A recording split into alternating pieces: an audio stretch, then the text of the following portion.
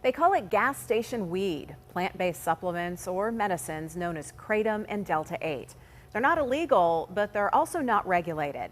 Thanks for being with us at 6. I'm Kim Gable. I'm Ken Rice. Medical experts tell KDKA lead investigator Andy Sheehan these products are being abused by younger and younger users, in some cases with dire consequences.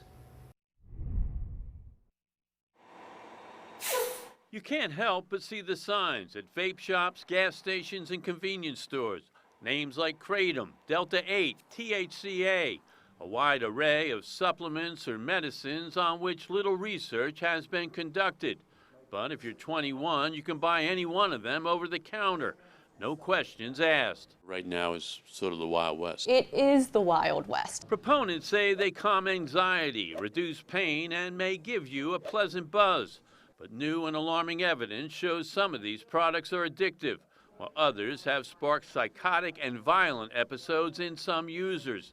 And addiction counselors are concerned that younger and younger people are experimenting with all of them. Really, we're seeing teenagers and adolescents seeking these out, and they're largely able to do so pretty easily. So I'll ask patients what they're using as it relates to some of these over-the-counter products, and they don't really even know. Of these products, the most popular is kratom, a plant grown in Southeast Asia, which users say is good for pain, depression, and opioid withdrawal. But the Food and Drug Administration warns that kratom is highly addictive and can cause severe anxiety.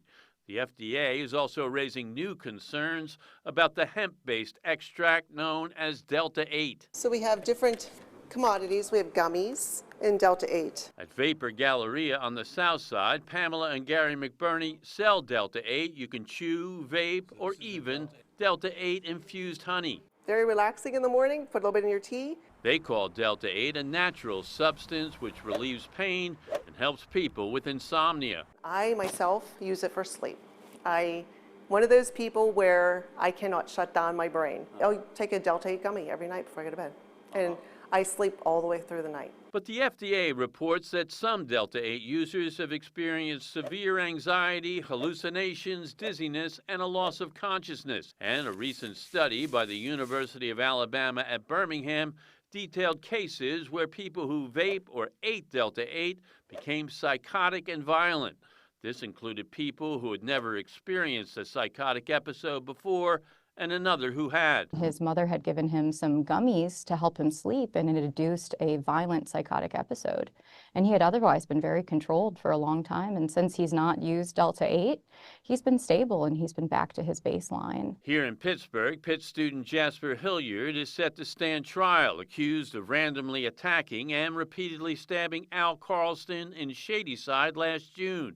When he was arrested, Hilliard told police he had smoked delta-8 and the synthetic marijuana K2. Researchers say little is known about how delta-8 impacts brain receptors or byproducts created in its production.